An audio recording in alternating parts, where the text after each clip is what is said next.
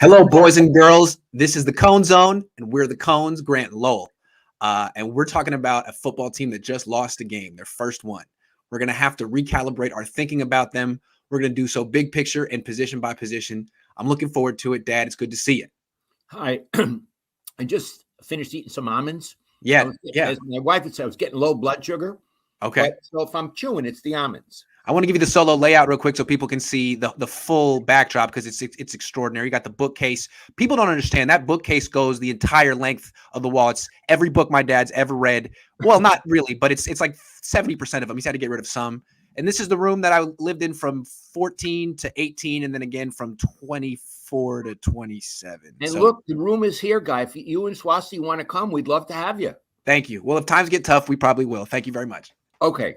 All right. Let's get into the Niners. Okay. And here, I'm going to ask a lot of questions, and I'm going to have Iggy do answers because I learned from him. I have to say, I love this. So, okay.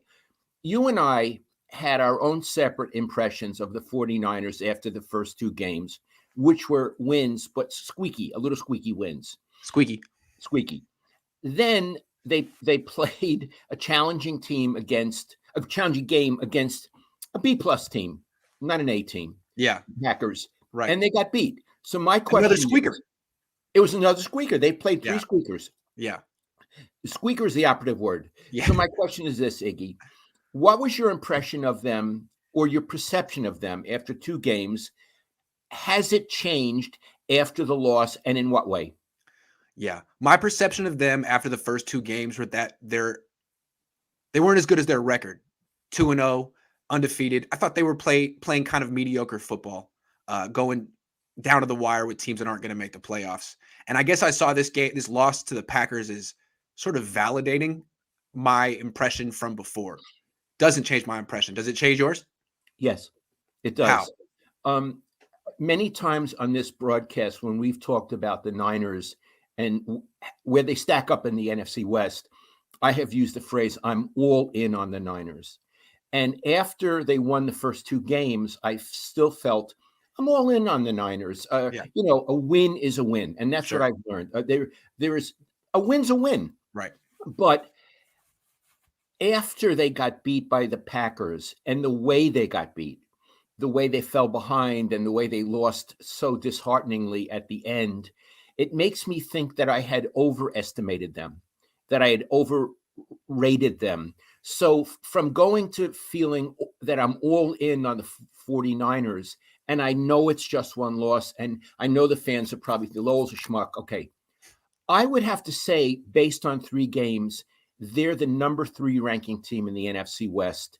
I would rank them Rams, Cardinals, Niners, Seahawks as of now. So although they've stayed constant in your evaluation, they've plummeted in mine. Yeah, I just think it's tough locally to criticize a team that's 2-0 or predict a loss for a team that's 2-0. And often when the Niners start hot, I look at the team and think, well, you know, it's not as good as it looks. I mean, in 2019, they were blowing teams out. It was hard to quibble with it. But it's hard to be that guy after a loss. It's like, well, it wasn't that good of a win. They could have won by more. It could have. That's never fun. But I think in this game, you kind of look back. It's like, well, this was a lot like the Eagles game. The Niners not scoring in the first half, really not playing well. But the Eagles couldn't do anything about it. The Packers were up 17-0 quick. And that made it like the Niners had a dramatic comeback, but it wasn't enough. So it was a little bit validating, and they have 14 games left, and they can definitely improve. But they could have improved from week 1 to week 3, and they really haven't. They're the same team. You know, I'm actually persuaded. I have to sadly agree with you so it's interesting. You saw this all along, and I'm not a fan, but I certainly watch it very closely, and I have to feel that I was over optimistic. Doesn't mean they're a bad team. It just doesn't mean that they're necessarily going to go to the Super Bowl like they did 2 years ago. Not sure that they're as good as they were in that year. And we'll see. In addition, keeping it in the context of the NFC West, I put two teams ahead of them currently. Things change. There's 14 games to go. But those are two good teams. And then now you got the Packers too that would loom in front of the Niners in the playoffs. And the Niners, I think what was so disheartening about this loss for Niner fans is they always handled the Packers 2 years ago. Like, the Packers were not an issue for the 49ers. Now that's another team they got to worry about with a great quarterback who looks very confident against them. Yeah, it's interesting. I had tweeted all week long. That's about my extent of sports writing these days, tweeting that if the Niners hit and hurt Aaron Rodgers, he doesn't like it, and he might cash it in. Right. We never found out because Iggy, what you said in one of your broadcasts, which killed me, he could have been doing his taxes back there. Yeah. That's what you said. It was, we laughed, your mom and I laughed out loud at that. It's true. I never saw a guy never under duress. No. Now he got rid of the ball fairly quickly, but that's again because the Niners couldn't cover anyone and people were open right away. So they got problems. But we knew they had problems when Jason Verrett went down. This has kind of been, we knew they had problems at cornerback before Jason Verrett went down. Right. So again, I guess I feel a little validated. I hate to feel validated at the 49ers expense, and I'm not rooting against them, but that was a very interesting game. The way right. Let's be real clear, and then we'll move on to our next topic. You're not rooting against them. You're analyzing. Yes. And in your analysis, you did not rank them as highly as I did. Right. And let's say, and this is important because things change so fast in the NFL. In a couple of weeks, we could change our positions again. And it doesn't mean we're inconsistent. It means life is inconsistent. Well, what's interesting about football, not necessarily nice, is the teams change so much in the course of weeks because there's so many injuries. So we don't know what the Niners will look like in 3 weeks. They might be healthier than the Rams. The Rams could look totally different. So right now we have a perception of them, but it's a 17-game season. There's 14 games left. Okay. I love it. I'm moving on. Oh, this I love. A few months ago, when Iggy and I were planning our topics, we usually do it early in the morning on Tuesday. I said, I think this was in training camp, Iggy. Yeah. I said, let's evaluate for the viewers every unit on the offense and defense, and the defensive coordinator and the head coach. And I think we come out with some very high grades. Okay, 3 games are over. I think I've changed some of my perceptions. Yeah, me too. Iggy, I'd like you to go first because you're really the expert. Okay. And then if I have some differences, I'll talk about it. Fair. Okay. Why don't you start? You go in any order you'd like.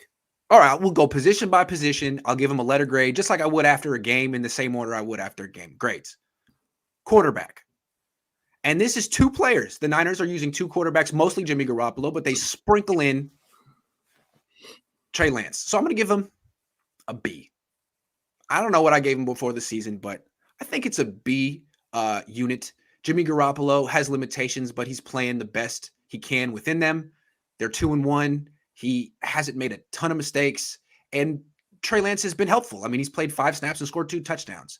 I think maybe the Jimmy Garoppolo offense is sort of reaching the end of it being really, really good, because I think defenses know what to do against it. But I think this is a B with the potential to improve, because I still like Trey Lance. Even if they say he's not ready now, doesn't mean he won't be ready in the future. So it's an optimistic B. Okay. I humbly disagree with you. Okay. I'm only talking about not potential or future. Based on what I've seen in 3 games, I have to give it a C. Okay. I give it a C, and I'll just give you my reasons. Okay. I'm putting Trey Lance aside because I don't think he's much of a relevant topic. Jimmy's the quarterback for the most part. The other guy is a gadget quarterback every once in a while. I'll be real clear. Jimmy doesn't score enough points, and also he doesn't use enough of the field. That's true. And teams know that, and they know how to defend him. I mean, they can bring a lot of guys toward the box and say, beat us outside the numbers, beat us deep, and he can't. So I think that kind of play, he's turned into a game manager, and I call those guys a C. That's fair. I guess I gave him an optimistic grade because of the kid, but you took him out of the equation. Fair enough. That's fine. A C. I wouldn't argue with that. Jimmy Garoppolo is a C quarterback. End of story. Yep. Okay. C quarterback. Okay. Should we move on? Please. All right. Running back. F. Okay. Why? Raheem Mostert is an A running back. The rest of the guys, I mean, Elijah Mitchell looked like maybe a C, and he's hurt. The guy who started last game, Trey Sermon, looked like an F in that game. And then the other guys weren't trusted to have any carries. The Niners had no running game to speak of. They were handing off to Kyle Juszczyk and telling him to dive between the tackles more than once. That's alarming. This is the worst position on the team. I would 100% agree with you. Yeah. It was supposed to be an absolute strength of the team. Mhm. And now they're having to work around the running backs, the lack of running backs, and the quarterback. That's hard for Kyle Shanahan. Now, he got himself in this position, but that's hard. Iggy, I'd like to make a slight change. We had a question about the running backs that was going to come later. I think it's relevant right now. Sure. So let me ask you this. Many of their running backs, tell who's hurt. Many of them are hurt. Raheem Mostert's out for the year. Jeff Wilson Jr. is out for the first half of the year with a meniscus injury. JaMychal Hasty's out for a while with a high ankle sprain. Elijah Mitchell missed last game with a shoulder injury. So they're down to Trey Sermon, who was their fourth string inactive running back week 1, and guys off the practice squad. That's what they got. So my question, and this is a serious question because it's a topic a fan would think of, not that you and I would, but we will hear it a lot on Twitter. If they lose games because a lot of their running backs are hurt, is that a valid excuse? No. For a few reasons. One, injuries are never an excuse. It's football. Two, these players all got injured last year. These are injury-prone running backs who've gotten injured before. Raheem Mostert got hurt. He was hurt last year. Jeff Wilson Jr. got hurt. He was hurt last year. Same with JaMychal Hasty. Hey, just getting a bunch of guys who get hurt, a bunch of injury-prone running backs doesn't make you deep at the position. What you needed to do was actually prioritize durability. Maybe get a player on the team who played 16 games last year or 14. And they signed a guy like that, Wayne Gallman, who's nothing special. But that's the one guy they cut in this group. And now he's on some team's roster and he's not playing. But the Niners don't have any running back that they can at least count on to stay healthy. And that's their fault. Boy, do I agree. And I'd throw Trey Sermon in there as well. Yeah. They took him in the 3rd round. If you're taking a guy in the 3rd round, he has to have burst. He has to be fast. I mean, he had one nice run, but most of his Does he look fast to you? No, he doesn't. No. Did you see burst with him? No. So that's the thing with running back. I think the first impression is usually pretty good. And our first impression of him was not good. So this is their fault. The thing about running backs is you can always find running backs. It's not like cornerbacks where there's no one available in the world. Todd Gurley's a free agent. He's not good anymore, but he's probably better than what they have right now. There are moves they need to make at this position. I would suggest signing Todd Gurley. Don't sign Frank Gore. It would be quite a story, but I think that'd be more nostalgic. This guy's 10 years younger than Gore. I will go with Gurley. I want to say something else about injuries and excuses. Yes. Everybody, and I mean everybody, when you hear the broadcasts, you really can't count last season. They were ravaged by injuries. I mean, good broadcasters say that on their games. Yeah. I mean, I think Al Michaels said it. Right. I think now, look, I love Al Michaels. I know him. He grew up down the street in Brooklyn from my Aunt Sarah on Newkirk Avenue. But this is what people are hearing, and they hear it from the team. Yeah. Al isn't with the team all the time. They had that excuse last year. Yeah. You can't use it again this season. You don't get a reprise on the injury. Everybody's writing off 2020. Okay, it's over with. This year, as Josh Dubow from AP says, football is you bring your guys, we'll bring our guys, and we'll play. You get the best guys you can. You can't use this excuse anymore. You gotta. It's a cliche and it's sexist. You have to preface that. You gotta man up. You gotta man up. Yeah, and not use that anymore. And the Niners, Dad, are the best team in the NFL theoretically. And it doesn't often work out because, people get hurt and stuff like that. And you just can't predict these things. But theoretically, they're the best team in the NFL. It's just that they don't prioritize durability at all. So they're always surprised when their best players get hurt. Right now, George Kittle has a calf strain. They say he's day to day. Okay. We'll see. Calf strain, George Kittle. All right. Good to know. Was he got like 15 catches this year so far? Okay. Last year he was hurt too.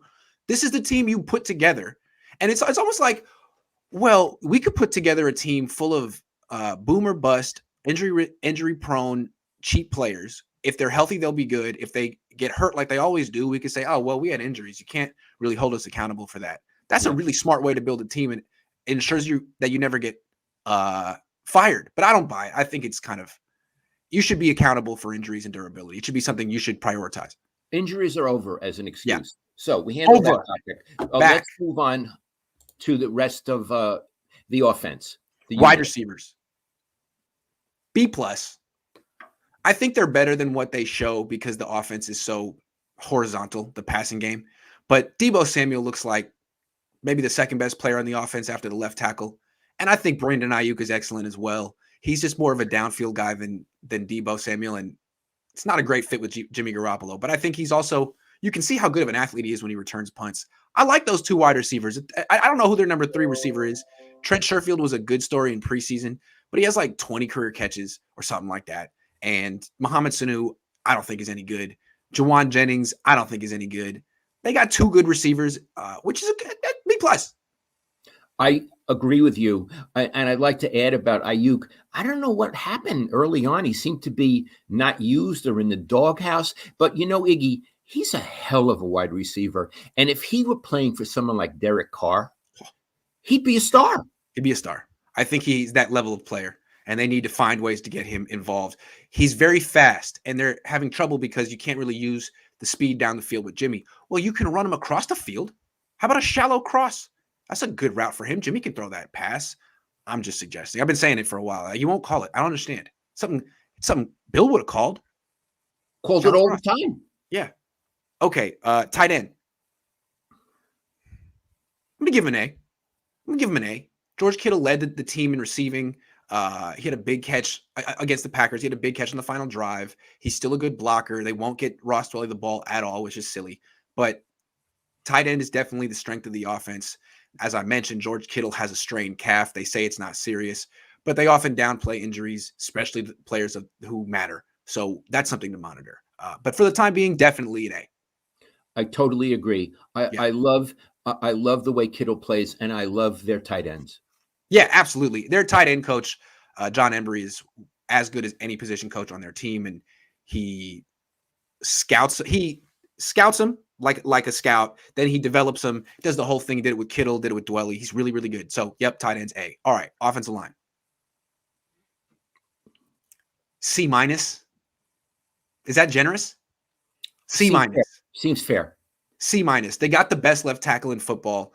The left guard is serviceable. The center didn't look good against the Packers. He's old. The right guard is below average, and the right tackle he's good when you have a lead because he's a pretty good run blocker. As soon as you fall behind, he's the liability in the offense. He's the reason the quarterback's getting hit. So C-. I mean, they went up against a defense that no one respected. The Packers had 1 sack coming into this game against the Niners.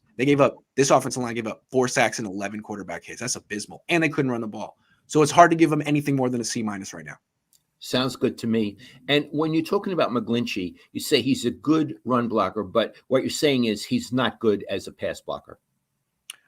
Right. And even as a run blocker, they haven't been able to run the ball the last 2 games. And I think what the league has figured out, if people use a specific type of defensive front, the Niners have big problems.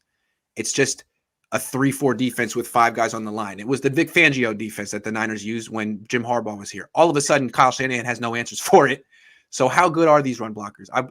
To me, the Niners' advantage in the run game was 3 things. George Kittle's phenomenal blocking, Raheem Mostert's extraordinary speed, and Kyle Shanahan's creativity. Now the creativity hasn't been there for 3 weeks. Mostert's gone. They're not running the ball. I wonder how much credit this offensive line really deserves. I don't know. Okay. Let's go D-line now. This was an A+ defensive line 2 years ago. Now I would call it a B- defensive line. Maybe that seems harsh. Nick Bosa is an A player, but what else do they have? I don't notice D Ford on the field anymore.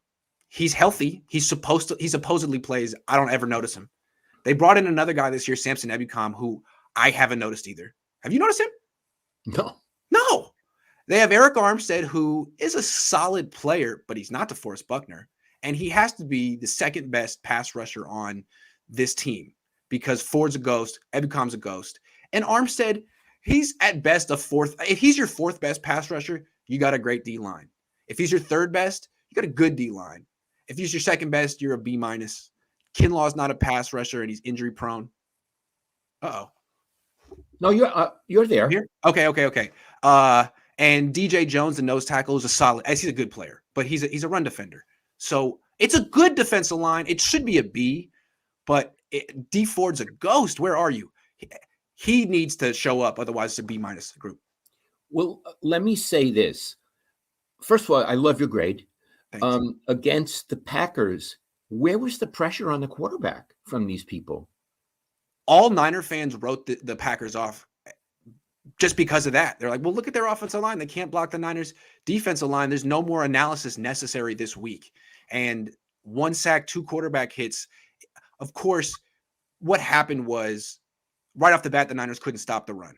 So the Packers had that going for them. They also got the lead right off the bat. And also, whenever the Niners tried to bring a safety down to stop the run, put 8 in the box, Rodgers saw it, got the ball, instantly threw deep, and would hit like a 30-yard throw or get a pass interference penalty in 2 seconds. So, I mean, I guess it wasn't the Niners. The Niners don't have a bad pass rush. That's what happened. But it's not as good as it was 2 years ago. It's just not. They sure didn't get a pass rush against Rodgers with 37 seconds left to go. Nope. Might have been a good idea we'll talk about that later. Nope. Yep. And another thing about this defensive line, it's not just 4 guys. They use basically 2 units. They like to come in waves, and they're supposed to have depth.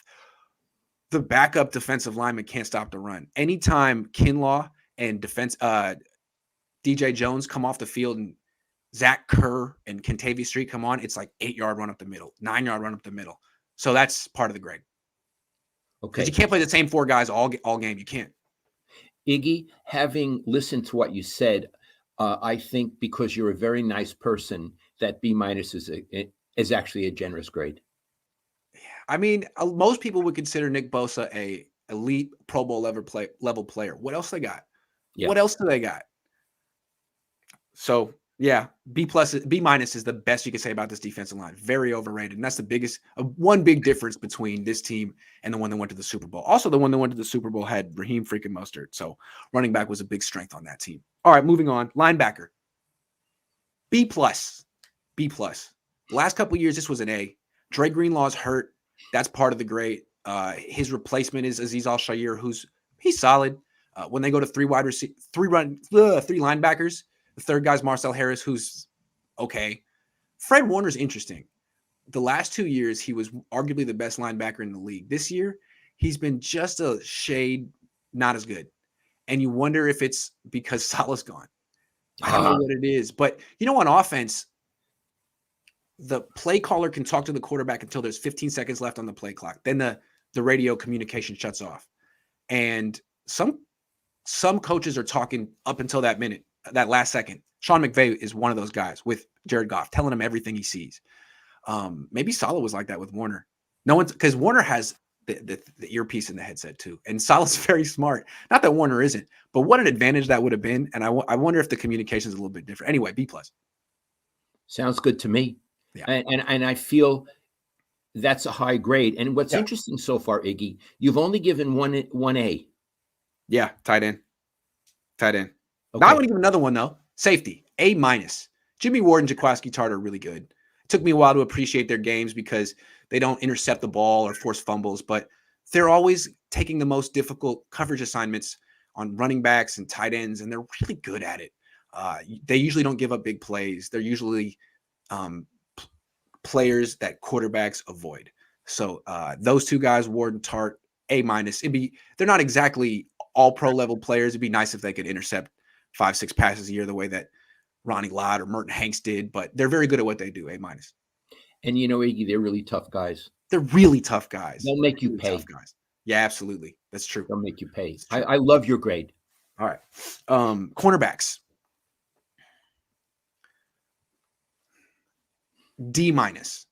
I'm not going to give them an F. And I'm not trying to be nice. You're struggling between D and F, right? I'm going to give them the nicest possible grade and say D minus, which is not Imagine getting a D- and being like, okay, thanks, teacher. But Emmanuel Mosley's okay. He's not a bad cornerback. And Diamador Lenore's okay. The issue isn't like that they're underperforming. It's that Mosley was undrafted. Lenore's a 5th-round pick. They're good stories. They're solid players. And the fact that they're maybe starting caliber is a good story. But the Niners don't take this position seriously at all. They don't put serious resources into it in free agency. They don't spend much, and they don't spend high draft picks on it. And so they have a bunch of injuries. Their number one guy is a guy who played 2 seasons in like 6 years and missed a bunch of years of injury, and he got hurt. And they're like, oh God, what are we going to do now? Verrett, right? Yeah. So, I mean, you could say it's an F group, although they have some solid, good stories of young guys I didn't expect who can come in and contribute when the pass rush is good. But really, it's D- at best. And they have no depth. No depth at all. So like they're in this position right now where they have a really good team, but Dante Johnson plays for it. He's a special teamer. He's about 30. They drafted him when Harbaugh was the coach, and he keeps coming back. And the idea is he's a special teams guy who's your last case scenario, your last resort at cornerback. But he's always playing. And at the end of the game against the Packers, who was the guy who blew the coverage on the final throw by Rodgers? Him. And I feel like just with him on the field, it's hard to win because everyone knows he shouldn't be out there, and they go after him right away, and there's nothing he can do about it. So as long as Dante Johnson is playing, and if he plays this weekend, we'll talk about that more in a minute, Niners are always going to have trouble stopping anyone. Okay. Yeah. I love your grade. I think D- is an absolutely fair and generous grade. I would like to make one little extra point. Sure.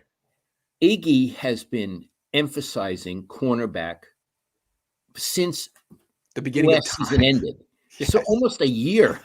Well, and every year the Niners do, like I do mock drafts and stuff. The 1st-round pick in my mock drafts a cornerback. I've been talking about this for 10 years. The Niners have an organizational philosophy that it's the least important position on defense, and they got to get with the times. They got to. So here's what I want to say. I give the group on the field a D-, but I give the 49ers organization vis-a-vis cornerbacks an F. Thank you. I agree with that. I absolutely agree with that. This was preventable, and this was like a train wreck you could see coming. And this is a culmination of 3-4 years of the wrong approach. Yeah. So before we move on, I would like to point out that at 2 significant positions, cornerback and running back, the Niners are dreadful. Yes. And running back, again, is highly dependent on blocking and scheme, and you can get guys. They should be able to figure that out. They should. They're not going to get someone like Raheem Mostert anytime soon, but they should be able to figure that out. Cornerback, good luck. Good luck. I mean, right now, the best they could do is call up Richard Sherman. And even him, he's probably about to sign with Tampa. So good luck, guys. Yeah, yeah. And even that new guy, Norman, the poor guy he got hurt. Yeah. And he was bleeding, apparently bleeding from his lung or his chest. Yeah. So that poor guy will be out for a while. Yeah. Okay. Let's move on. D-. All right. Special teams. A. All of a sudden, Mitch Wishnowsky lands every punt at like the 6-yard line. Robbie Gould is very consistent, extremely consistent. Not much of a ping pong player, but a good kicker. And then they finally found some good returners. This Trenton Cannon guy looked great. The 68-yard return. I can't remember the last time a Niners returner did that. And then Brandon Ayuk is averaging 11 yards per punt return for his career so far, which is exactly what you want. That was John Taylor. That was Tim Brown. They got it. They figured it out. Good special teams. They got 91 yards of returns against the Packers. That's 9 first downs. Good job. Wonderful. That helped. Iggy, I would like you to get Robbie Gould in a Zoom interview. Yeah. But probably he won't do it because I'm sure he will. I'm sure he will. I bet he would. Then try. I mean, it could be a blast. All right. I will. Okay. Let's go coaches now. Okay. Defensive coordinator. D. I don't want to be mean here. I'm not trying to be too harsh, but I mean, the fact that they couldn't generate any pressure against the Packers is bad. He has, like, where are your blitzes? Where are your adjustments? I think he has the ability to become a B or an A, but his inexperience is a big problem right now on a team that's supposed to be a veteran win now team. So I'm not saying that I'm not condemning him to D-ness forever, but he's only in game 4 of his career, and like all the hand wringing that's going on about playing Trey Lance, he's not ready. This team, you gotta. Well, all those arguments apply to DeMeco Ryans too. We just didn't really think about that, and we saw it when he went against his first Hall of Fame quarterback, D. Iggy, why don't you tell the viewers the 2 completions that Rodgers made in the final? There were 3 passes, but there were 2 completions in the final 37 seconds, and what the coverage was, and how DeMeco did on those 2 plays.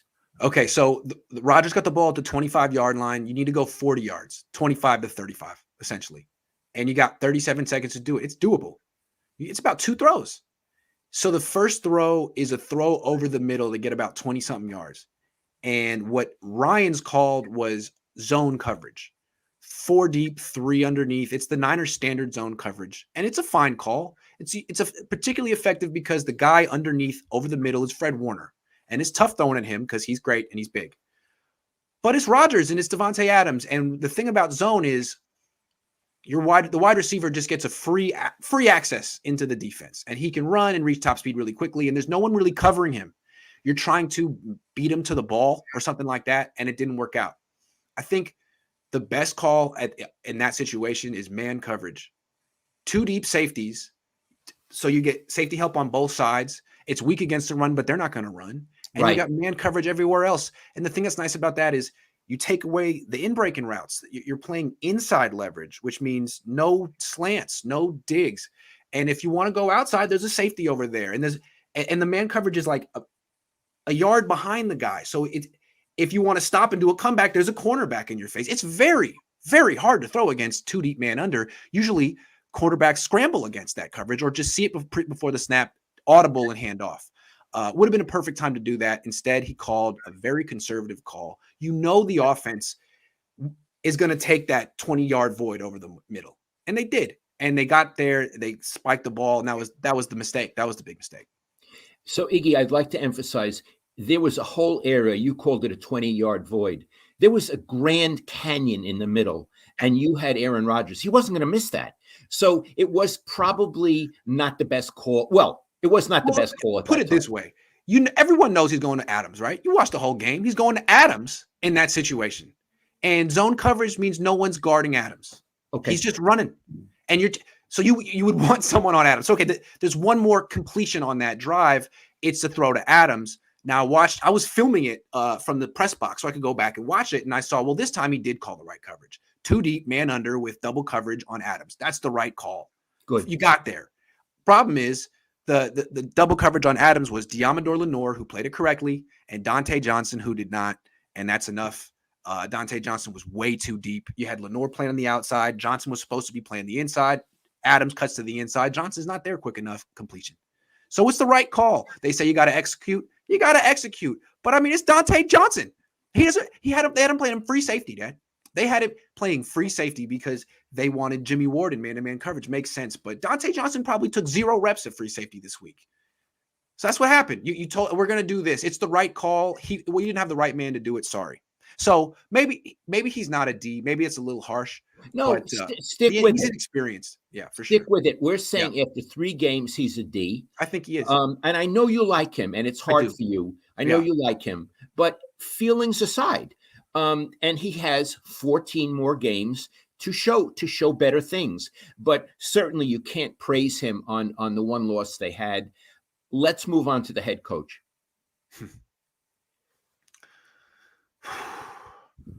I gotta say C-. I'm sorry. I know it's harsh. He's got a losing record overall.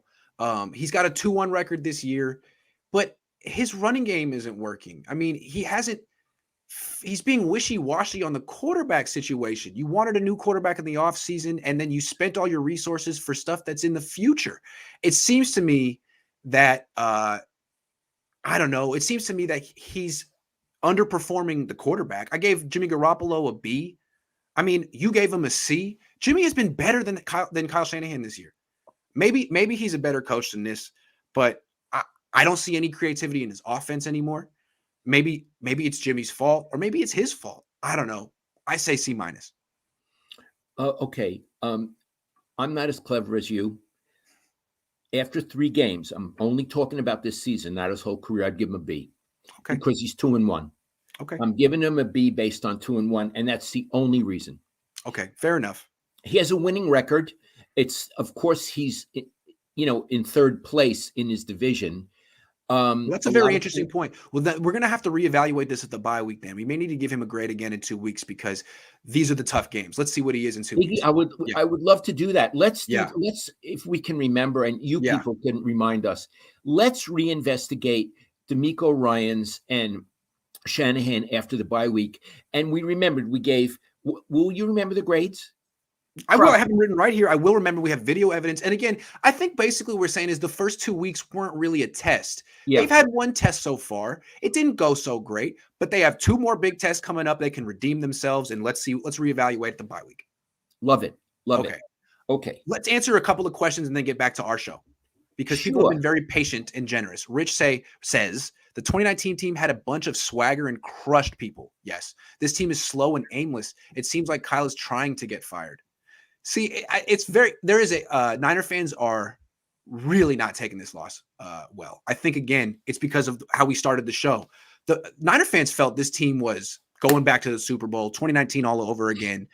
It's definitely a step down from that team at this point. And I think it's a sobering awakening for fans. Christian says the D-line and Ryans have a problem countering chip blocks. All 3 games, the D-line has been getting bullied back. This is all on Ryans for this defense. Yeah, what's happening to Bosa is when he's going to start rushing, there'll be like a tight end next to him who will just kind of knock into him as he runs into his route, or a running back. And that affects your timing. It knocks him off balance. It affects his whole plan, and it's working. And so far, D'Amico hasn't found a solution for that either. So good point, Christian. Moving on. Oh, this is Randall. Iggy said months ago, with as thin as we are at cornerback and other positions, that Jimmy's salary would have been better served using on depth since we had Verrett and others with injury issues. Sucks, but you were spot on. Yeah, I guess my biggest issue with Jimmy that I keep coming back to, and it's not fair to him. I mean, every player should sign the biggest contract possible. It's that he's not as good as his salary, and overpaying someone that much has an effect on your team if there's a salary cap. And we're seeing it at cornerback. They spend $11 million at corner, and they spend $35 million at quarterback. And you can only play one of those guys. So, yes, thank you, Randall. I appreciate you giving me my props. Sean says, do you think Kyle is starting Jimmy so he can pump and dump, or is it because he thinks Trey is not ready? Niner fans are so confused, Dad. Why do you think this? Just because he wants to win? He thinks Trey is not ready. He thinks this is the only thing he's thinking. This is how he's think. He's not ready, and Jimmy's the best I have. There is no strategy at this time of what did I say? Pump and dump. That was your phrase. No, I don't see any pumping. I don't see any dumping. It's as simple as if Trey goes out there and looks bad, I look bad. We look bad. Yeah, I don't need that to happen right now, right? Right.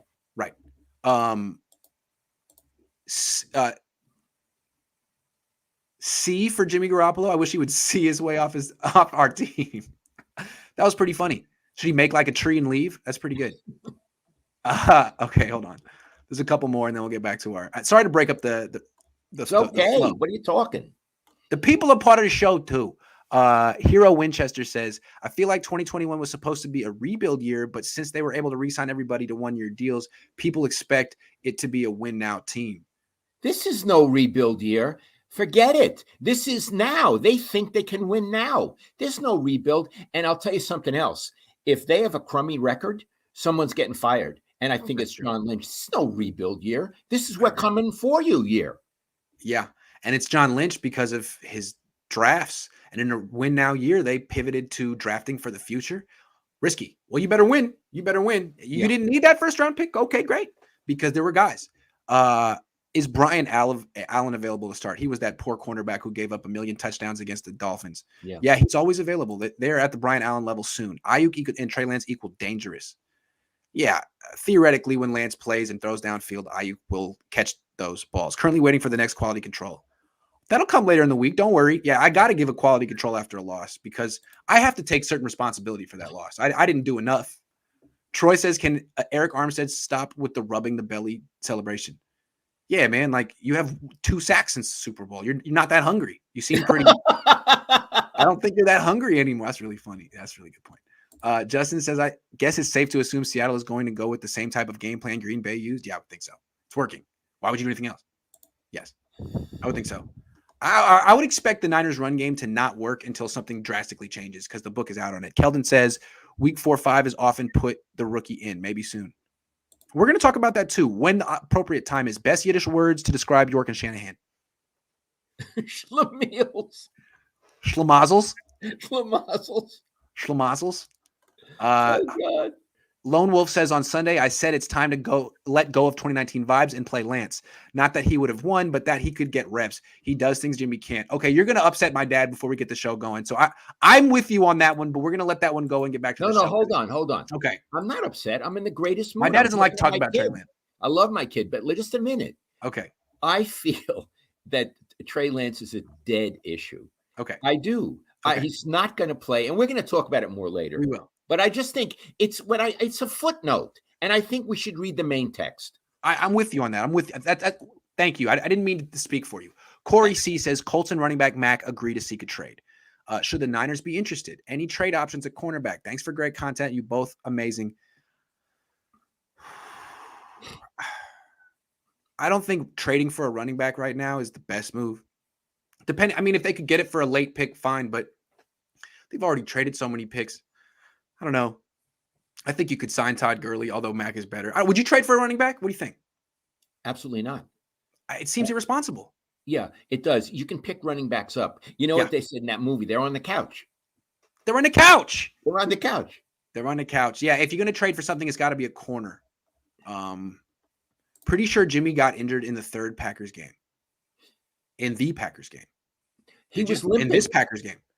I didn't see it. Did you see it? Yeah, Mom saw it and I saw it. And we both looked at each other. Is he limping? Now, they haven't really said anything like that, but Iggy, after a certain play, when he got blasted, there was no question that he was limping for a while, but it may just have been temporary. But that happened. Interesting. Players control Kyle decisions. Bad organizational player decisions. Season will have fell apart by mid-seasons. Kyle guaranteed fired if no playoffs. I don't think so. You think Lynch? Yeah. I mean, you can really look at some bad drafting decisions and point to Lynch. Both D'Amico and Kyle got out-coached. We make 0 adjustments in game. Isn't Kyle supposed to be a genius? He's average right now. I would agree with that. Hey, Chewy. I would agree. Totally agree. Chewy and Alejandro went out with Swasti and I at Farmhouse Kitchen this weekend. We had a great time. Farmhouse. What's the Farmhouse Kitchen? Farmhouse Kitchen. It's the Thai restaurant down at Jack London. It's the Daughter Thai in Montclair. It's the big version. All right. I see. You and Swasti have a lot of fun. We do have a lot of fun. Yeah. I stay in the house. Who gets fired first, Shanahan or Lynch? So sick of Shanahan's arrogance. You see how upset these Niner fans are? Yeah. Well, we've already gone on the record. It's Lynch. Lynch. I won't be so quick to write off D'Amico. He's been given a terrible secondary. His hands are tied. Plus, put the blame on Kyle and Lynch for this roster.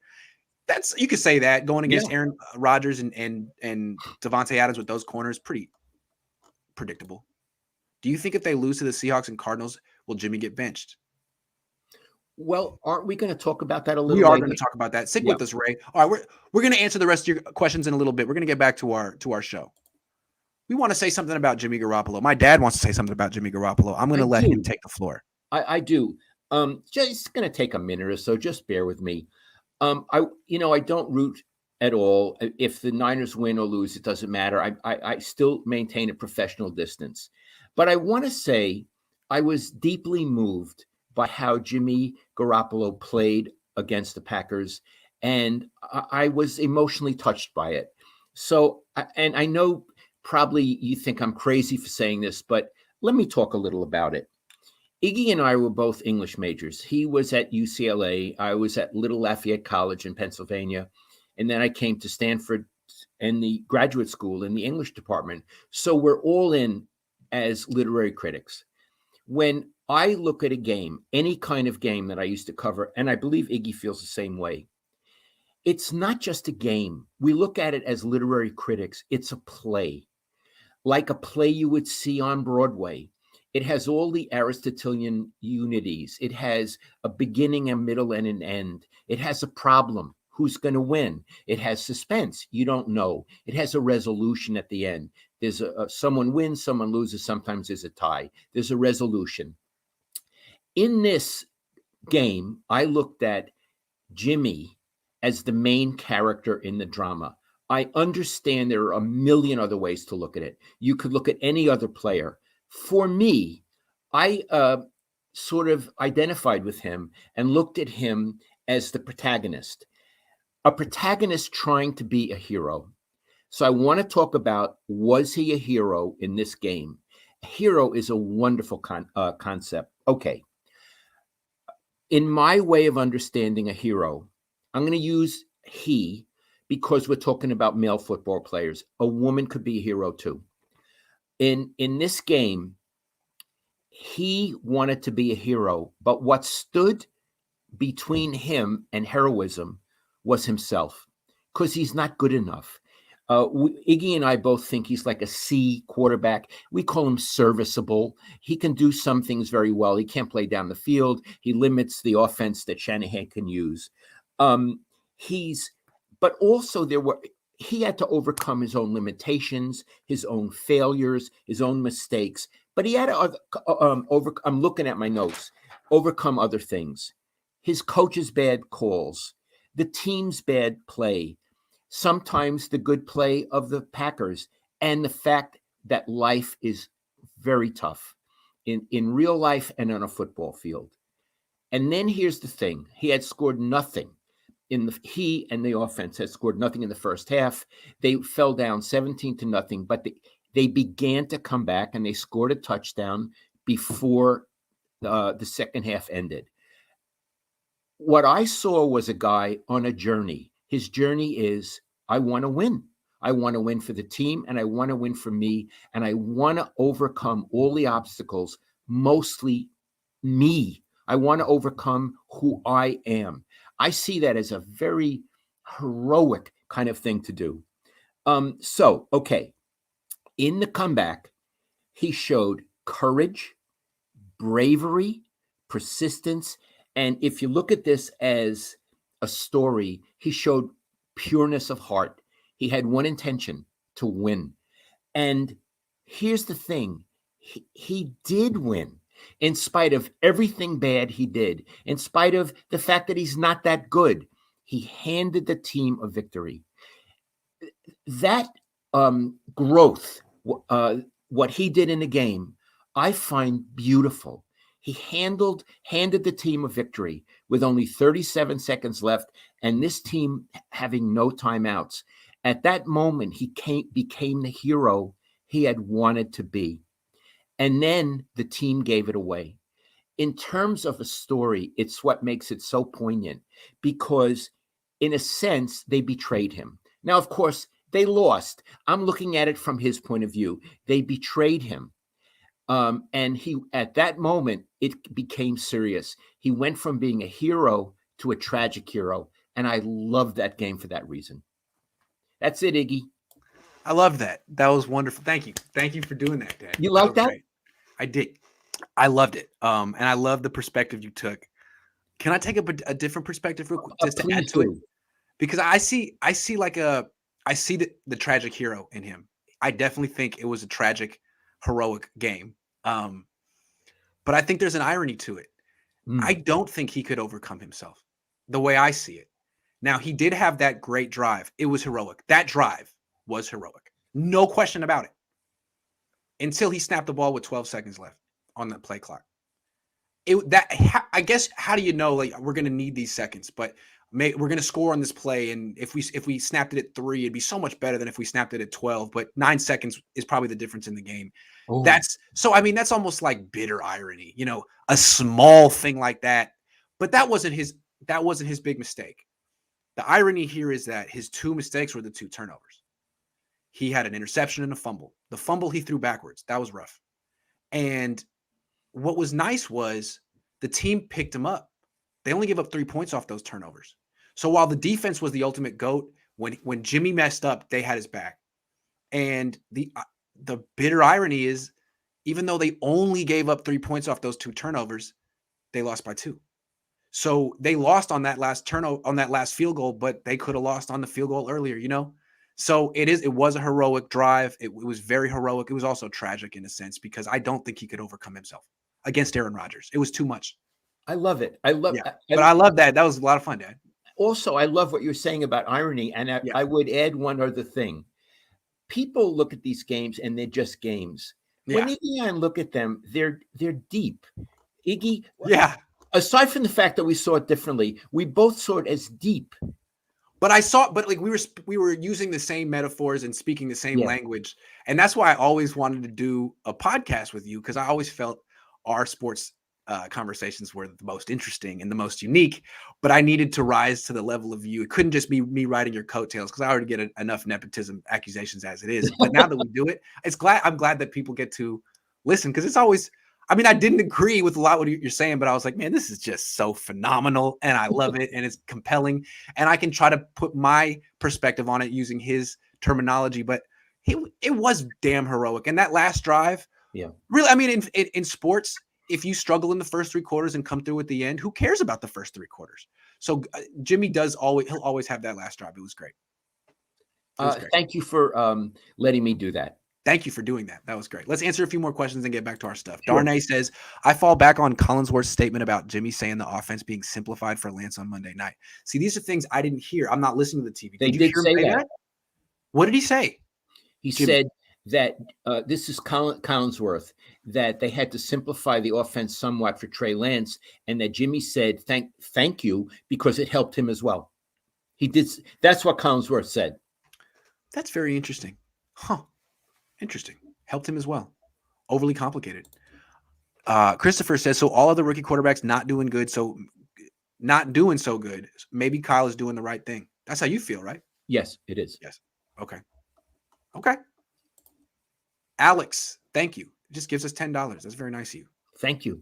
Yes. I think there's a couple more. T Breezy says, what successful NFL quarterback has Kyle developed? He has no experience developing a quarterback. He would never know when Trey is ready. I agree with that. Well, we simply don't know the answer to that. You can't say in the affirmative because he hasn't done it. I love the end of his sentence. He would never know when Trey is ready. Yeah. Who the hell is Kyle to make that assessment? When I say so. Tony says, if Saleh goes 0-17, what are the chances he gets fired and rejoins the Niners? Seems like he and Kyle need each other. I was thinking that myself. Yeah. Defensive coaches who start off slow don't necessarily get a long leash. Because look, let's say he goes 4-13 or whatever, and the quarterback looks awful. Maybe the ownership says, we need to get an offensive coach. We're invested in this quarterback. That always happens. Iggy, I have a question before you move on. Yes. And it was in the D'Amico Ryans part, and I forgot to mention it. I was watching 4 games on Sunday, and I noticed that one of the teams, the defensive coordinator, is Dan Quinn. Yes, that's the Cowboys. That was last night. Cowboys. Yeah. Well, here's the thing. Yeah. Kyle worked for Dan Quinn and went to the Super Bowl. Would he have been a better choice as defensive coordinator than D'Amico Ryans? Well, I have to say, yeah. I mean, he's experienced. He did a good job last night. He just totally. Well, I mean, D'Amico did a good job against the Eagles too, to be fair. But yeah, I think so. And then you got like McVay. He lost his coordinator this year. He became the Chargers head coach. He got Raheem Morris, who's been a defensive coordinator for a long time and a head coach. Got an experienced guy for an experienced team. Yeah. Kind of strange. Anyway, it crossed my mind. Yeah, good point. Jake says, why do we run behind Brunskill and McGlinchey? We ran to the right 11 times for 11 yards, ran left 4 times for 17 yards with two 1-yard TDs. That's great. That's quality control right there, Jake. They should have people up there in the games charting this stuff. I'm surprised. What is going on? It's interesting. They lost Mike LaFleur to the Jets, promoted Mike McDaniel from run game coordinator to offensive coordinator, and all of a sudden the offense looks like terrible. The last 2 games are averaging 4.6 yards per play, which is like worse than the Jim Tom Sula era. It's so bad. I don't know what's going on here. I don't know, Kyle. Figure it out. That's a Kyle thing. Running game's not working. A couple more. Couple more. Couple more. Okay. John's George says, Grant, did you read about the article on SB Nation about Jimmy being bottom of a quarterback list, including golf on metrics such as big time throws and turnover worthy throws? Yeah, I did see that. There was a spectrum of big time throws, turnover worthy throws. Because the idea is the more you try to make big time throws, the more you turn the ball over. And Jimmy is like no big time throws and turnovers, while other people have lots of big time throws. And yeah, I've seen it. Good call, John. Yep. Lowell, a true Renaissance man. Oh yeah, absolutely. And he can cook too. Thank you. No, I can't. He can make me and him can both make the pasta sauce though. We can together when he tells me what to do. Can we have Lowell give an essay summary of each game? Don't give him homework. Don't give me homework. And the thing is, I was just touched. Yeah. I was just touched by Jimmy on Sunday. I want to say something. I've never met him. You know, I like his face. I don't mean he's handsome. He's very handsome, Iggy. I don't mean that. He seems like such an innocent guy. Now, look, who knows what he's like? But in that game, I just felt he had pureness of heart. I looked at him. I felt that. I guess he doesn't have that like maniacal obsession that you need to be great. Yeah. But that's never really like Aaron Rodgers has it. No one likes him. Tom Brady has it. He's weird. Jimmy Garoppolo, like he seems like he really likes being a multi-million-dollar quarterback. Who wouldn't? He enjoys life, doesn't take himself too seriously, doesn't have a big ego, allows everyone else on the team to be a star, and is happy. He's not Tom Brady, and he probably isn't worth the money he makes, but it's hard to knock him for being a good guy who doesn't take himself too seriously. Yeah. And enjoys the life he has. I would too. I make about 100th of what he makes, and I really freaking enjoy my life. So good for him. Iggy, there are certain people on that team that I would like to have covered. Yes. It doesn't mean I want to be their friend because I was never their friends. Like to have covered. Kyle. Jimmy. Yeah. Fred Warner. Yeah. Wouldn't you like to cover him? Yeah, I do. Number one, Jimmy Ward. Yeah, he's the best. Juszczyk. You would love Juszczyk. He's so bright. Yeah. Yeah, I would have a lot of fun. And I'm sure there are others. Yeah. Yes. Okay. Let's talk about this Seahawks game, and then we'll come back to some questions, guys. So with the Seahawks game, we'll talk different scenarios, how they could win, how they could lose, and what it would mean in each case. Okay. Why don't you start, Iggy? Let's say, how can the Niners beat the Seahawks? Sure. Well, the Seahawks are now 1-2. Am I wrong? That's They're right. 1-2. And there's a reason for that. They're not good. They're not particularly good. They have a great quarterback and two great wide receivers. Well, their offense is pretty good, but their defense has been unspeakably bad. Did you watch that game between them? Did you catch any of them in the Vikings? Okay. Well, I mean, Kirk Cousins couldn't miss. He just could not miss. He kept hitting throw over the middle, throw after throw over the middle for big gains. And if you're watching that, you're thinking, oh, well, that's exactly what Jimmy does. He can do this. He's just going to give him 20-yard throws over the middle all day. Jimmy can do that. So when I was watching the Seahawks play, I was like, the Niners are going to win this game. They're going to make – the Seahawks have no pass defense. They're going to make the Niners look good. They're going to make Jimmy look really good. But then I watched the Niners game, and I watched their defense and how they can't cover anyone, and their corners are all beat up, and their pass rush isn't really what it was 2 years ago. And I'm thinking, how are they going to stop Russell Wilson and DK Metcalf and Tyler Lockett? So the Niners win this game by, I guess, overwhelming Russell Wilson with their pass rush, and then doing what the Vikings did to the Seahawks defense, which is those throws over the middle. That's how they win. That's how do they lose? They lose by getting no pressure on Russell Wilson, letting him wander out of the pocket like Eric Armstead tends to do. And I mean, you already know they can't cover their wide receivers. So if they can't get to Russell Wilson and he's got if he's doing his taxes behind the line of scrimmage, it's over. He's the tax collector at that point. And then, yeah, I mean, the pass rush has to be phenomenal. The Seahawks also average 5 yards a carry. The front seven has to be phenomenal. And then how do they lose? The question is, how do they lose? Okay, the pass rush doesn't show up, and Jimmy Garoppolo. Oh, how about this? Pete Carroll has faced Jimmy Garoppolo a lot of times and knows exactly what to do and has a game plan that's Jimmy Garoppolo specific. They take away the throw over the middle, dare him to throw outside deep, and he can't. That's how they lose. Okay. Yeah. I'm not going to add analysis because you're better at this than I am. I want to move on to the next question. Sure. We have talked about the Niners after 3 games and said how our perceptions changed. Yeah. And, well, yours was the same.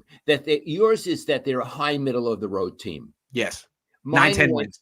9-10 I'm wins. sorry? 9-10 wins, borderline Okay. playoff.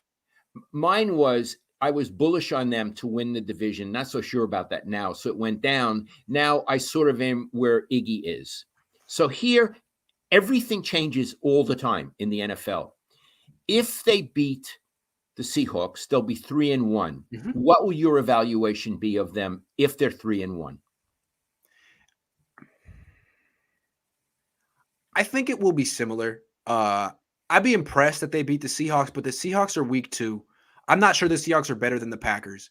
If they're 3-1, that's always great to be 3-1. Do I think they're gonna go far in the playoffs if they beat the Seahawks this weekend? I don't know if it would necessarily. To me, I take the Arizona game more seriously. I think Arizona is really a hell of a team. If the Niners beat Arizona in Arizona week 5, then I really got to reevaluate the Niners. But this game at home against the Seahawks, if they win by 3, I don't know if I look at them differently. If they win by 14, I do. That's a big statement. So I guess I know how they win a little bit, but that's a terrible answer. I'm so sorry. No, it's a good answer. If it was terrible, I'd tell you. Okay, now, here's this. What if they lose? I think it's bad if they lose. If they lose, the loser of this game is the worst team in the NFC West. It feels like it. I guess if the Niners lose 2-2, the Seahawks are 2-2, but you lost to the Seahawks. It feels like the loser of this team, hard to have confidence. You lose to the Seahawks and you haven't even faced the Rams and Cardinals yet. It would look bad. The first 2 real tests of the season, you lost both of them. You've lost back-to-back games. You couldn't make adjustments, improvements. It would feel bleak, I think, if they lost to the Seahawks at home. Because now you got to face the Seahawks in Seattle later on this season. Yeah. Yeah. Okay. If they win, they'll be 3-1. Yeah. I go a lot on record. I do. I go a lot on record because that's the real reality. Fair. So if they're 3-1, I give them a lot of credit and they go back up in my estimation. And I say they're a contender in the division. I wouldn't. Earlier, I was saying they're going to win the division. I can't go there anymore, at least not now. But I would say they're a serious contender in the division if they're 3-1, even if it's Seattle. Iggy, if they lose to Seattle, they would have lost 2 in a row and at home, right? Yeah. 2 in a row at home. Their first 2 home games. And I think they were 0-8 at home last year. Now, they didn't play all their home games in Santa Clara, but I think they were 0-8 at home last year. So, this is a serious game for the 49ers. Does it mean if they lose, their season is over? No, but it puts a lot of dark clouds over the season, and it gives them a lot of soul searching and I would say worrying. So it's a more significant game if they lose than if they win. I totally agree with that. We would learn more if they lose. And I'm not sure what. Okay, well, let's put it. Do you hazard a guess on Tuesday on what's going to happen in this game? Yeah. Okay, I do. But I want to preface by saying I'm going to say this with fear and trembling. Yeah. I think the Niners will win a close game. Yeah. How about you? I think the Seahawks will win a close game. Okay. I think the Niners play a lot of close games, and I think it'll be close. But just like last week, Russell Wilson is just as good, if not better, than Aaron Rodgers right now. And he's got weapons too. And if it comes down to the end, he'll find a way. I just think. I'm sorry. No, Nothing against Jimmy. It's fair for you to say what you think. And people say he's picking against the home team. It doesn't work for the home team. This is his honest analysis. And you wouldn't like Grant. I'm calling him Grant now because this is serious. You wouldn't like Grant if he was trying to kiss up to you. So if they had Jason Verrett, it'd be different. But they don't. And I think you got a situation where guys are getting open down the field quickly. And you're getting a defense that's giving up big plays and defensive pass interference penalties. And anytime they face a quarterback who can throw downfield to some good receivers, the Niners have big problems. Dante Johnson could start in this game. He could play in this game. I don't like him if they have to play Dante Johnson. Iggy, are you excited about covering this game? Absolutely. Yes. Wouldn't you want the game to be tomorrow?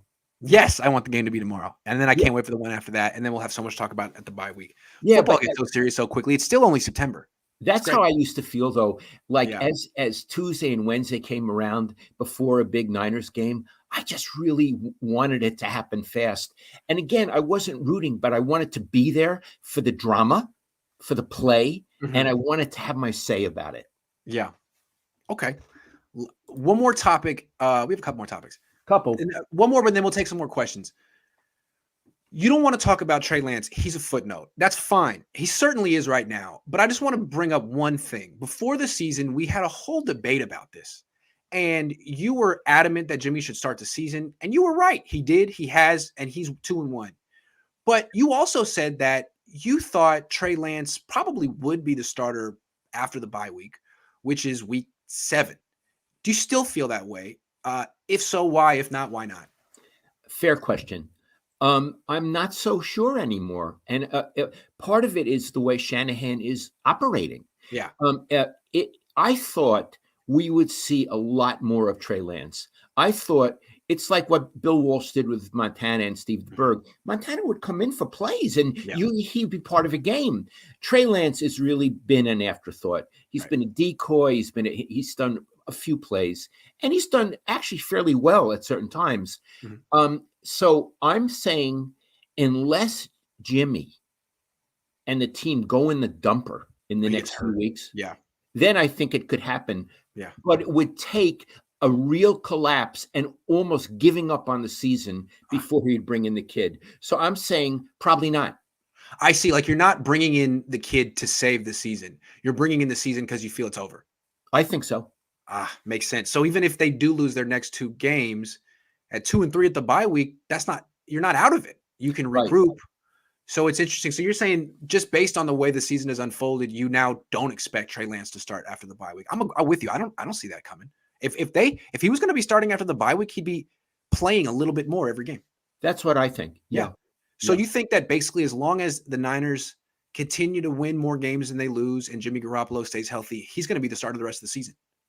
I can't say the rest of the season. Okay. I didn't mean to put that. I didn't mean to say that. Just game to game. Yeah. Okay. I don't see any move yet to take him out or to seriously consider changing. I don't see it. Yeah. And the key distinction is you're not going to bring him in to save the season. You bring him in when you think the season's lost. So you're going to ride or die with Jimmy Garoppolo. You're going to sink with him. What do you think? It's a lot to ask a 21-year-old rookie. Hey, we're 2-4. We've lost 3 in a row. Come on. We need you now. We didn't need you when we thought we were good, but now we really need you. You weren't ready when we were 2-1, but we're 2-4. You're ready. Hey, did you know? Guess what? You're ready now. That's really a mixed message, right? It is. Like, we stand for nothing. We just need you. We're desperate. And a lot of these rookies who are very good players aren't doing that well, these rookie quarterbacks. No, and the idea is, well, Lance would do better because the Niners are better. Well, if they get to a point where they're 2-4, what are they? And we're not saying they're going to get to a point where they're 2-4, but that's where the hypothetical is. He comes in to save some season that Jimmy's throwing away. Well, Jimmy's actually been fine. And if they get to 2-4, he won't necessarily be the reason. It would probably be more the fact that they have no freaking cornerbacks. Yeah, and Kyle is the kind of guy who always says, it's not Jimmy. On this play, this happened. And on that play, right? Chip Kelly was the same way. They'll just give you a list of plays. Thank you, coach. Thank you. Stop. Right? They try to bury you in data. Yeah. Okay. All right, let's answer a few questions. Jeezy says, what do you think of the cornerback coming off injury, and can Hurst help the run game on defense? The cornerback coming off injury. Who's that? Norman? I don't know who it is. Oh, I don't think Norman's going to play. He was coughing up blood. Yeah, I don't know who it is. I'm sorry. Do you think Shanahan's coaching style has harmed Jimmy's development? I mean, he hasn't aided it. Put it that way. Hasn't aided it. So I don't know. We'll never. Yeah, he hasn't helped him at all. There's nothing Kyle Shanahan can point to with there in that one. Niners fans, if Kyle is fired, who you getting? If Kyle is fired, it's too way ahead. Too early. It's too early. Sorry, it's way early. Why can't they run the same conservative offense for Trey that they're running for Jimmy?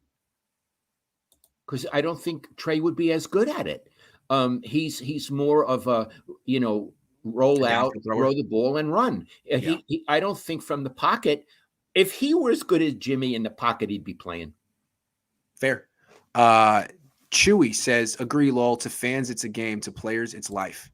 Sorry, that was from 15 minutes ago. I like it. Thank you. Gunner says, it's inexcusable to not post Trey since Kyle wasted our second and third round picks. Either use those picks to help Jimmy win or play Trey already. Wasted year. See, that's what I keep coming back to. If you wanted to be a win now team, don't draft Trey Lance. Spend that pick on something to help Jimmy. But what you did is you spent free agency to help win now, and then you spent the draft to help win in 2 or 3 years or something like that. And that's, to me, I don't know. I don't see other teams building like that. That's new. And what it means, and this is serious, what it seems to indicate is that Kyle Shanahan is indecisive. Yeah, that's it. A leader makes decisions. A leader loves to make decisions. I'm in there to make decisions. Yeah. Bill Walsh made decisions. Even if they were wrong, he made decisions. Kyle wants to have it both ways. Right. And that's why he still doesn't have the quarterback that he wants in year 5. Look at Sean McVay. I don't know if he's as brilliant as Kyle or his scheme is as good as Kyle, but he made a decision this offseason that Jared Goff wasn't the guy for him, and they got Matthew Stafford. It seemed like Kyle came close to making the decision that Jimmy Garoppolo wasn't the quarterback for him, but never actually decided that, and then brought in someone who could play in a few years. He didn't make a decision. Right. Yeah, you're right, Dad. Anthony says, Lance not starting because of players. Jimmy backers will get traded when Lance takes over, including Kittle next year. This is a wasted year. Well, I mean, a lot of players in this team like Jimmy. A lot of people like Jimmy. I can see that. I don't see how Lance, he would have to win over the whole locker room, and I don't see him doing that. I don't see he's done that. Tough situation to bring a guy in.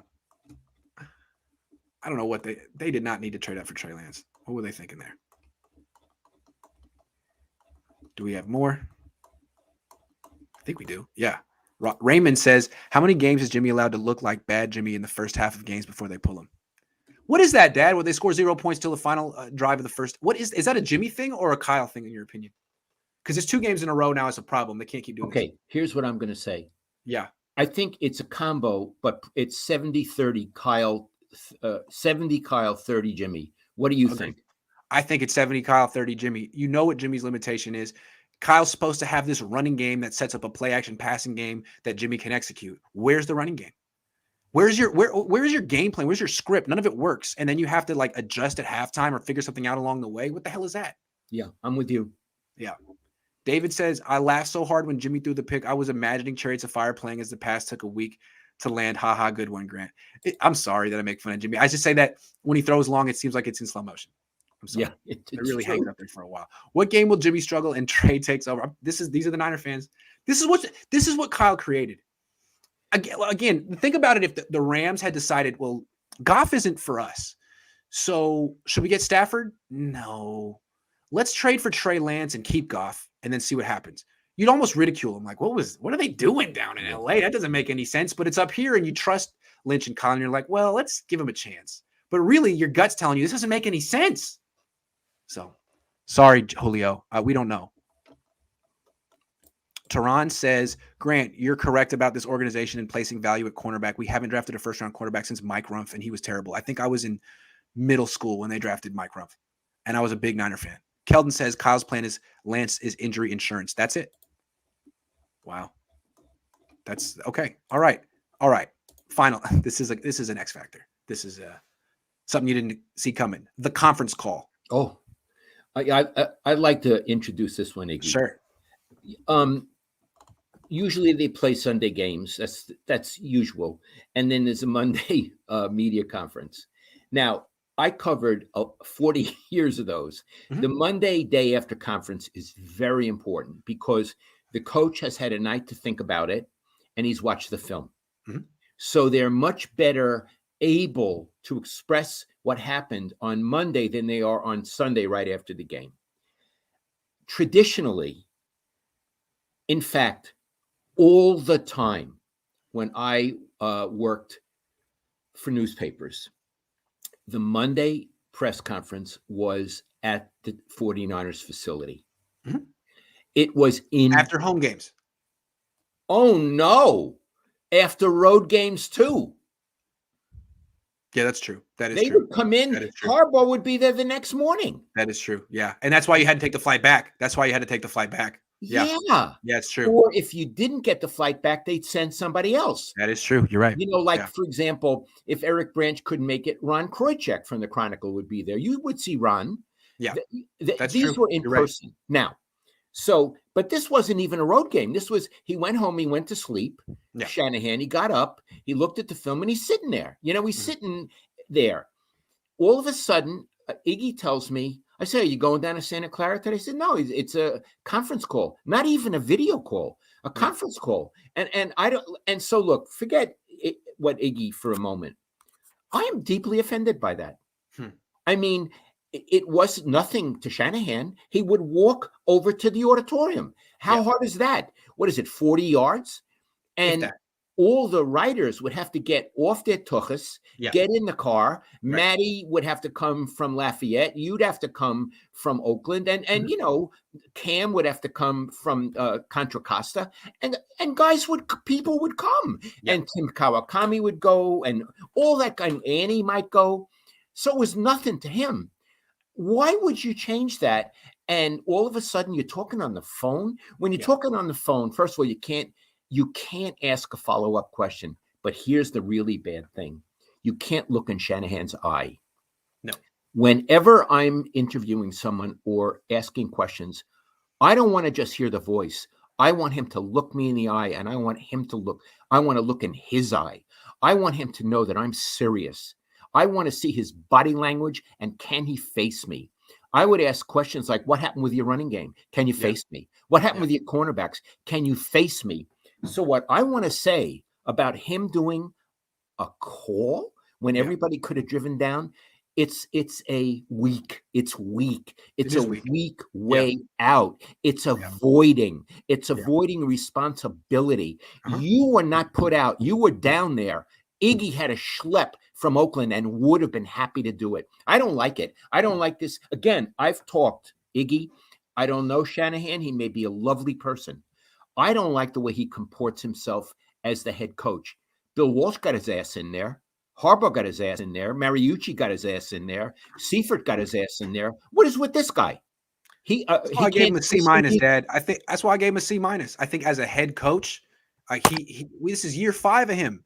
And you may think he does certain things well here and there, but overwhelmingly, he's like, not a head coach. He is like the scraping by as a head coach. A lot of other guys with this record wouldn't have made it this far. Okay. And again, I know some people out there are thinking, Lowell's a schmuck. Who cares if they talk on the phone? Who cares about the media? Who cares if they sit in the same room and breathe the same air and look at each other? As a serious... No, I think any adult here can agree, even non-adults can agree that's a weak move, and you know why he did it. He didn't want to face us. I'd rather not look people in the eye. It's not like it takes anything out of my day. It's just a walk. It takes something out of their day, and I just don't want to do it. So I'd rather just sit on the phone in my pajamas, and it's easier for me. Easier, and he doesn't have to handle a follow-up question. Right? Yeah, absolutely. And the PR staff can monitor the call better than they could if you were in the auditorium. That's true. Oh, I don't like it. There's a lot of things about how he comports himself with the media, which I don't like. And media means intermediate between the subject and the reader or the listener, between Shanahan and the fan. So when he's acting crummy to the media and he makes it a call, he's shortchanging fans. Absolutely. Pay to see. Right. Now, the ultimate shortchanging was losing the game, losing the home opener. I think they've lost 9 home games in a row now. That was the big slap in the face of the fans. But this was another one. Dude, you lost. You should be on your best behavior. You should invite everyone in and answer every question at length. And it should be a 25-minute interview. That's Bill Walsh would have. Bill Walsh could be very bitchy after wins. After losses, he would pour out his heart, and he would talk and really tell you things. And again, we used this phrase earlier, man up. Well, Kyle Shanahan needs to man up like every other goddamn 49er coach did before him. That's right. He gives off this air that he's above criticism. I know he admires Bill Belichick and sees himself as that kind of a coach more than his dad. He wants to be the next Bill Belichick. And Belichick has a very specific style of communicating and coaching. And I don't like Belichick's style, but Belichick, it works for him because he's won like 8 championships dating back to his days as a coordinator. Kyle has no championships. And every coach who's tried to carry themselves in that, I don't know, is imperious the word? That Belichick does has failed because they don't really connect with people that well. And no one likes you if you act that way. So I think it's a bad tack to take. Kyle, be yourself. Don't be Bill Belichick. Or I would say, be a gentleman. Be a gentleman. Yeah. Be a gentleman, or be professional. Ooh, be that's a the word. pro.